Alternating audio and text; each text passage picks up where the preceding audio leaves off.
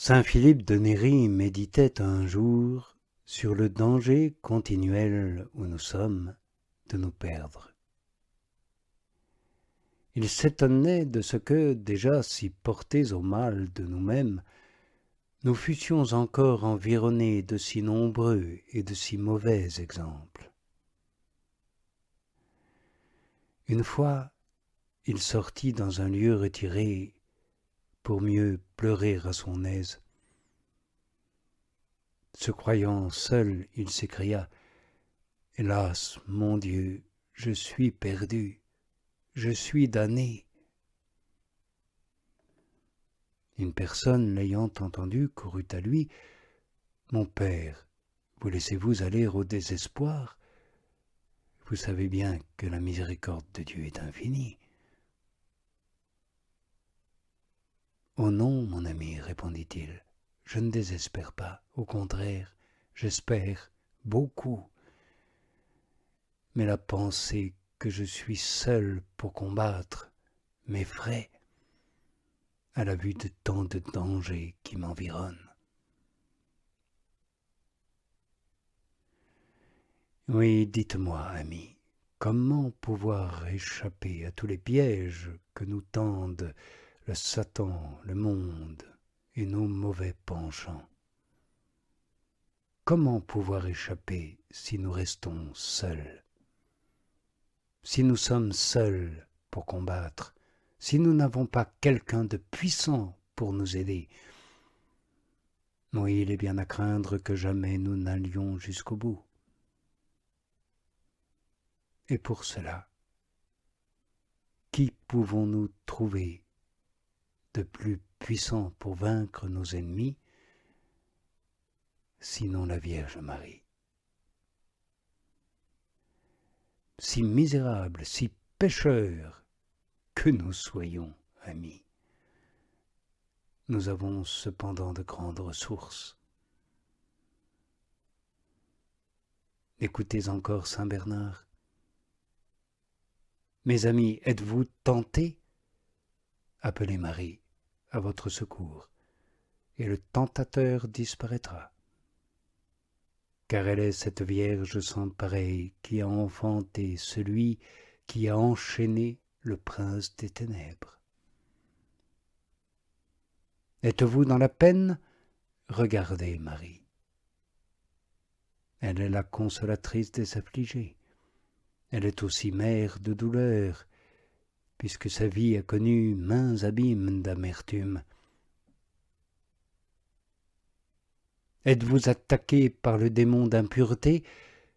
Jetez-vous aux pieds de Marie.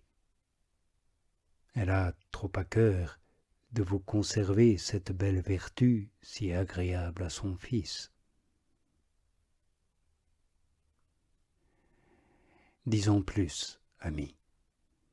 Avec l'aide de Marie, nous n'avons qu'à vouloir vaincre pour être sûrs d'être victorieux. Que nous sommes donc heureux d'avoir tant de moyens de faire notre salut si nous savons en profiter. Que d'âmes brûleraient maintenant en enfer sans la protection de Marie. Nous venons de voir, amis, que pendant notre vie mortelle, 1000 dangers nous environnent pour nous perdre. Mais en revanche, nous avons de grandes ressources pour nous aider à vaincre. Lorsque nous sortirons de ce monde, nous rendrons compte à Dieu de toutes nos œuvres.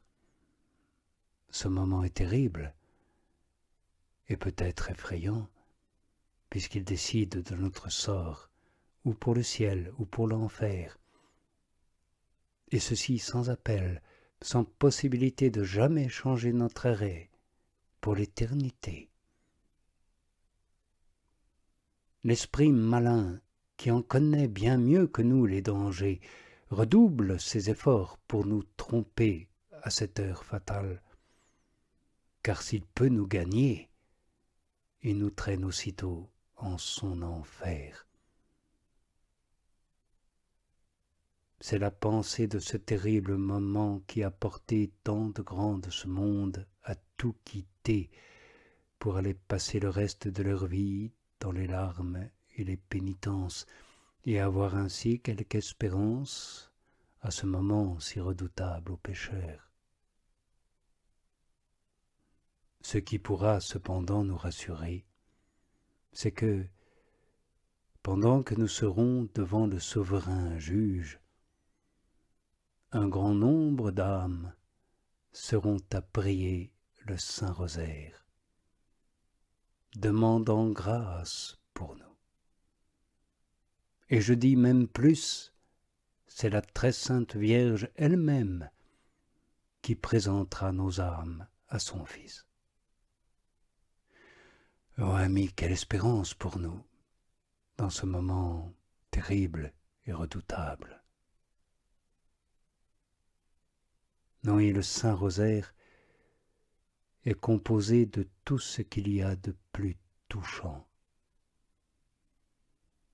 C'est une pratique de piété toute simple qui a rapport direct au Christ Jésus et à sa Sainte Mère.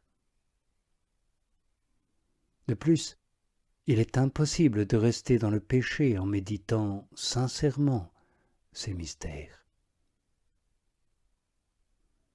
Quand nous prions la Vierge Marie, nous ne faisons rien d'autre que de la charger de présenter elle-même nos prières à son divin Fils, afin qu'elles soient mieux présentées, et donc mieux reçues, et que nous en recevions plus de grâce.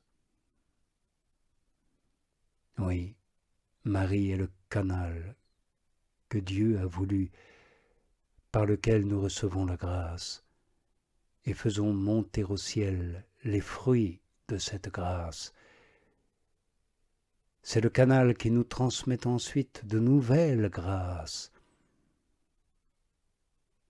ce qui doit nous engager à nous adresser à elle avec une grande confiance, c'est qu'elle est toujours attentive à écouter nos demandes.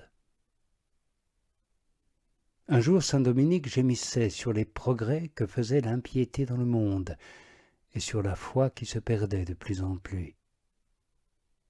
Prosterné devant une image de la Vierge Marie, il lui demanda, dans sa simplicité, quel remède l'on pourrait employer pour empêcher la perte de tant d'âmes.